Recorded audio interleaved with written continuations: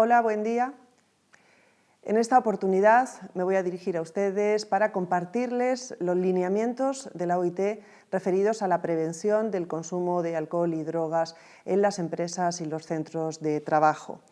No les quiero aburrir con excesivas cifras, pero sí me gustaría compartirles algunas estimaciones de organismos internacionales como la OIT o la Organización Mundial de la Salud que nos van a ayudar a dimensionar la magnitud del problema. En primer lugar, el absentismo laboral de los trabajadores que consumen alcohol y drogas se estima en 2 y 3 veces superior al resto de los trabajadores. El coste de las bajas por enfermedad de estos trabajadores también es de hasta 3 veces superior al resto de los empleados. Se estima que entre un 20 y un 25% de los accidentes de trabajo que se producen con resultado de lesiones están relacionados con el consumo de alcohol y drogas. La Organización Mundial de la Salud estima que más de 6 millones de muertes se producen al año debidas al tabaco y más de 3 millones debidas al abuso de alcohol. De hecho, de acuerdo con la OMS, en el año 2002 el alcohol produjo la muerte de una persona cada 2 minutos en América Latina. Son casi 250 millones de personas, estamos hablando de una de cada 20 personas, entre los 15 y los 64 años que declararon haber consumido drogas ilícitas en el año 2013. 1 de cada 10 consumidores, además, se considera un drogodependiente y pese a que 1 de cada 3 consumidores de drogas es mujer, solo 1 de cada 5 consumidores de drogas que reciben tratamiento o rehabilitación es mujer. A nivel mundial también se observa que el consumo tiene algunas tendencias según el tipo de drogas. Por ejemplo, el consumo de opiáceos, heroína y opio se mantiene estable, mientras que el consumo de heroína parece haber disminuido en algunas regiones, particularmente en Europa y en América, mientras que el consumo de cannabis y opioides sigue aumentando, así como de manera especialmente preocupante el consumo de fármacos potenciadores del rendimiento, es decir, aquellos que supuestamente mejoran las capacidades cognitivas como la memoria o la concentración, como es el caso de las anfetaminas o el metilfedinato. Este problema afecta especialmente a algunos colectivos de trabajadores, particularmente el sector transporte, los trabajadores que están sometidos a trabajo a turnos y aquellos sometidos de manera especial a condiciones de trabajo estresantes, con mucha presión o competencia, como es el tema de los intermediarios financieros, tal y como ha señalado en un reciente estudio la Agencia Europea para la Salud y la Seguridad en el Trabajo. A nivel nacional también se observan tendencias, por ejemplo, en un reciente estudio de España, las drogas más consumidas por la población laboral son las denominadas drogas lícitas, es decir, el alcohol y el tabaco, y entre las drogas ilícitas hay una prevalencia del consumo de cannabis y de cocaína. Por lo general, también la tendencia apunta a que los mayores consumidores son hombres, sin embargo,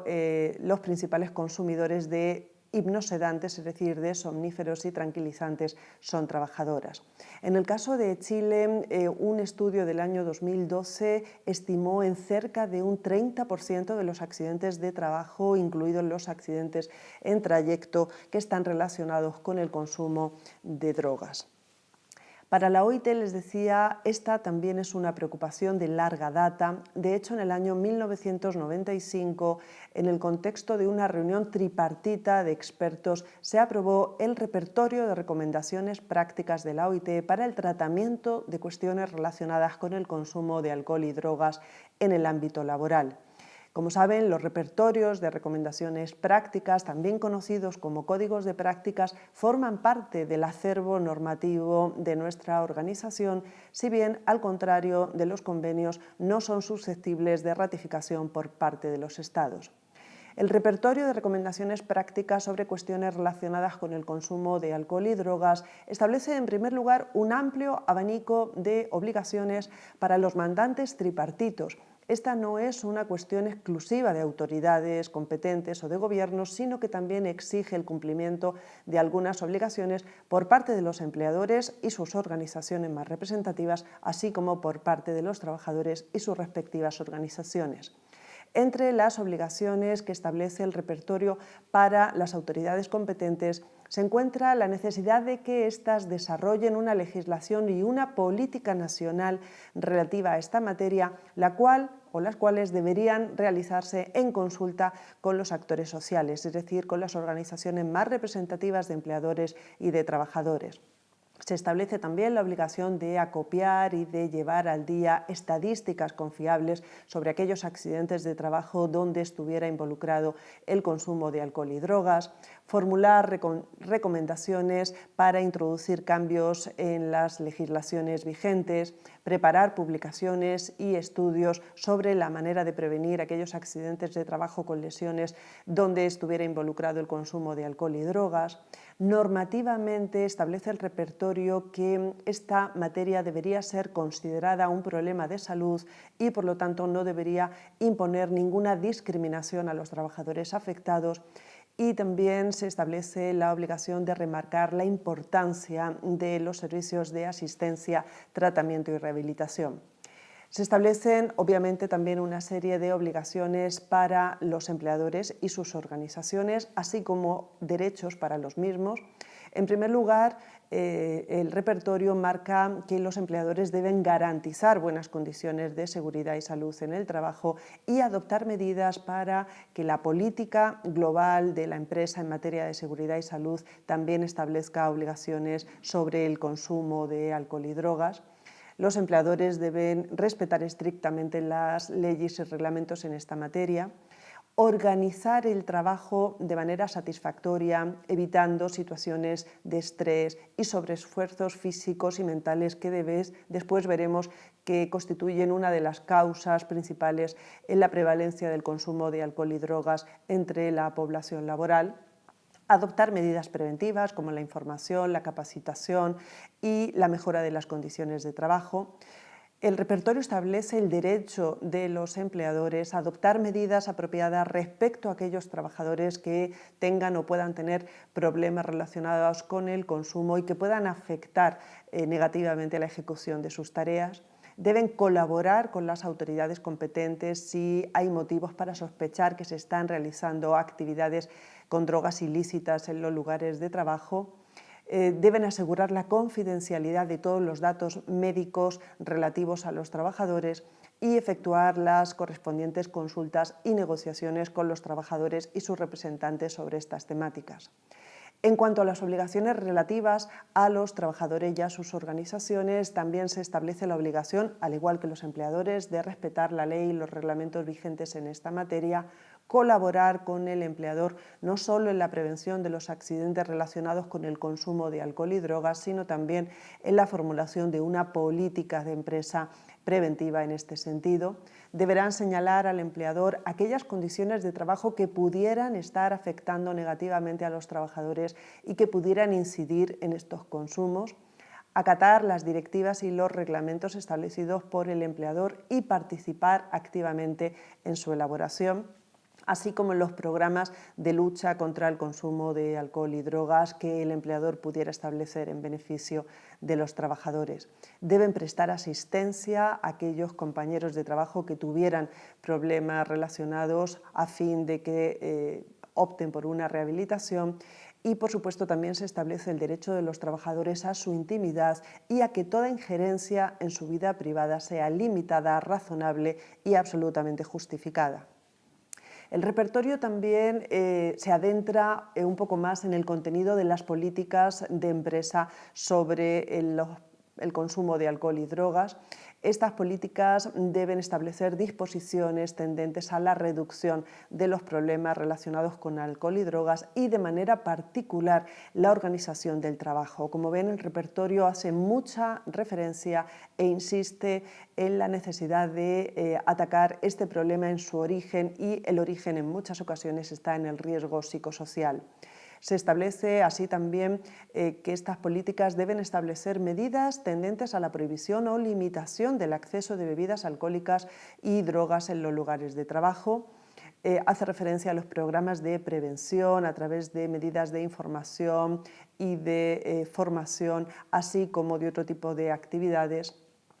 El reconocimiento, la evaluación, la orientación, la intervención el tratamiento y la rehabilitación de las personas que tienen problemas en relación con el consumo de alcohol y drogas. Las políticas deben establecer también normas de conducta en el lugar de trabajo relativas a esta materia y cuya violación podría entrañar medidas disciplinarias para los trabajadores, incluyendo el despido, pero también hace referencia a la obligación de establecer una igualdad de oportunidades en el empleo para las personas que hayan tenido o que tengan problemas vinculados con el consumo de alcohol y drogas. Estas políticas deben ser objeto de una evaluación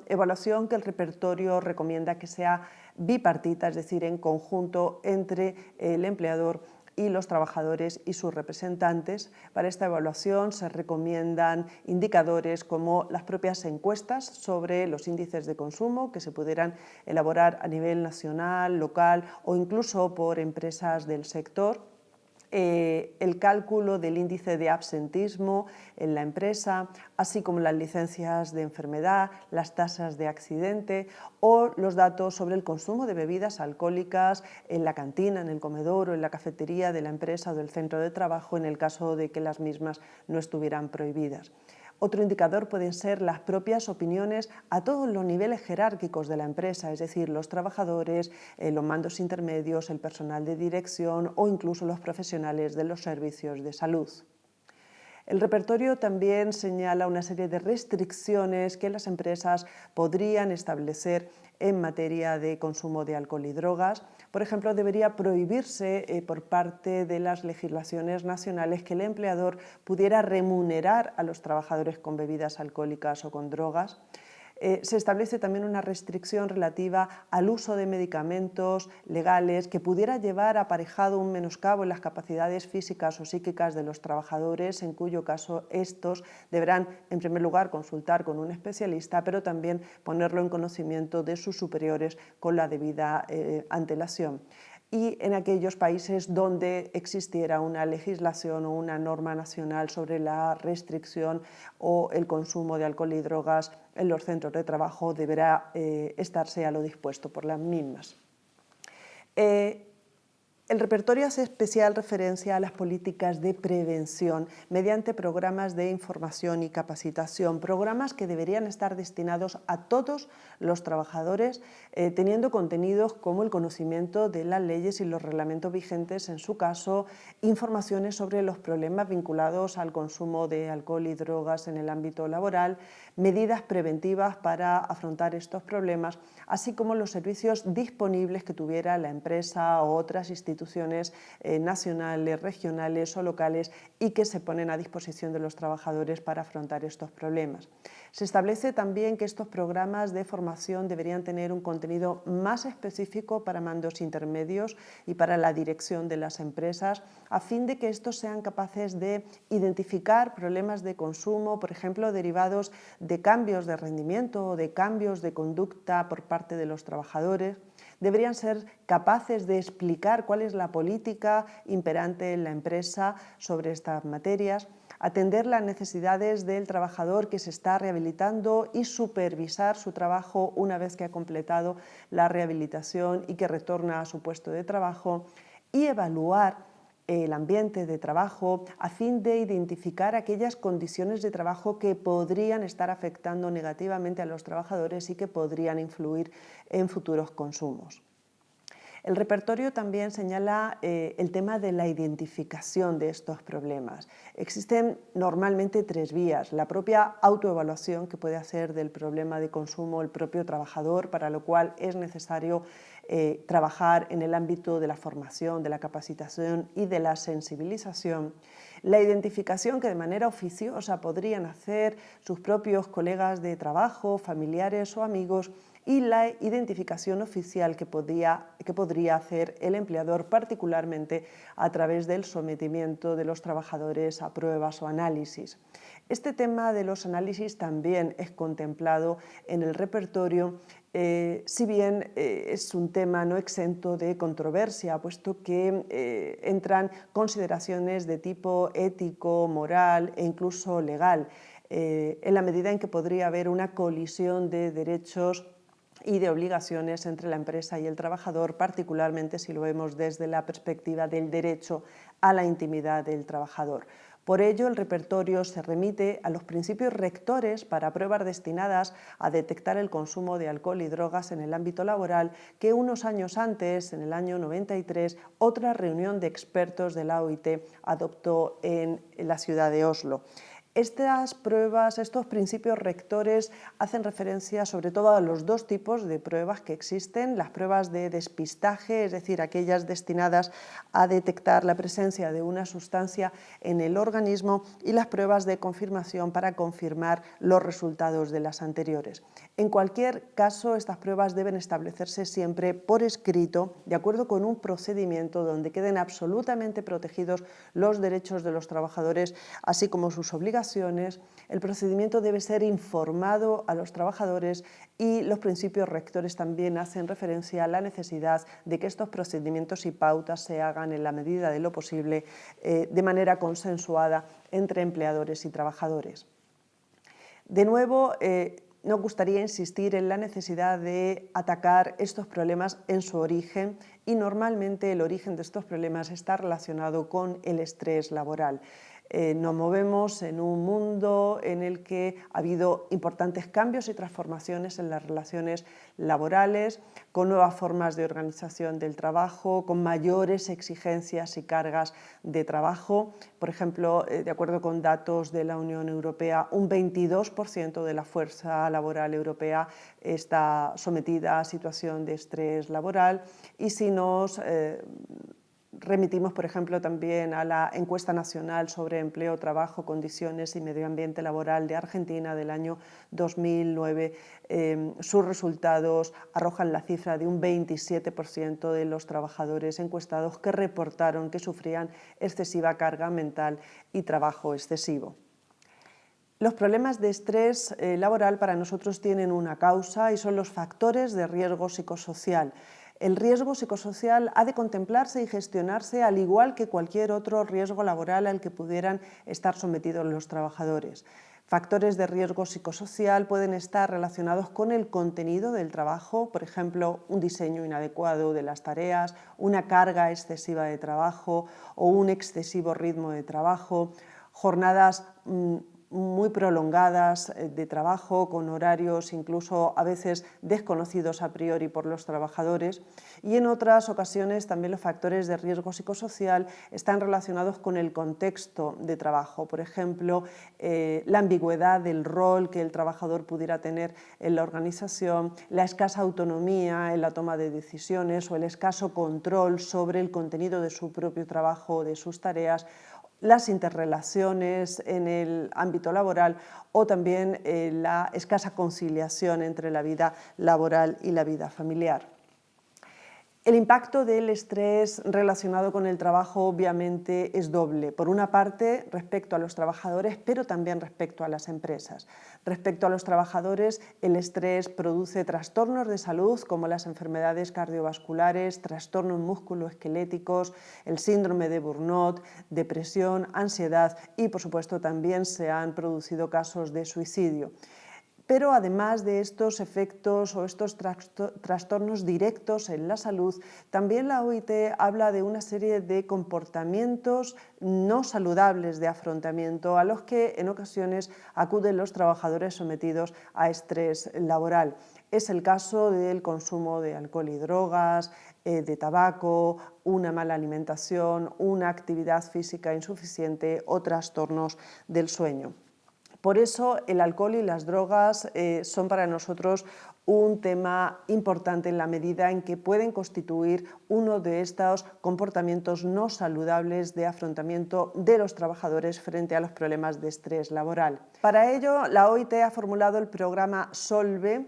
programa de integración de promoción de la salud en las propias políticas de salud y seguridad en el trabajo de las empresas. La estrategia SOLVE precisamente trata de afrontar el estrés laboral, pero también esos otros comportamientos no saludables de afrontamiento del estrés laboral por parte de los trabajadores. Se trata de una metodología muy participativa, muy dinámica, de hecho está basada en una empresa virtual que puede ser aplicable a todas las empresas, incluso a las pequeñas y medianas empresas. Les dejo ahí también la página web donde pueden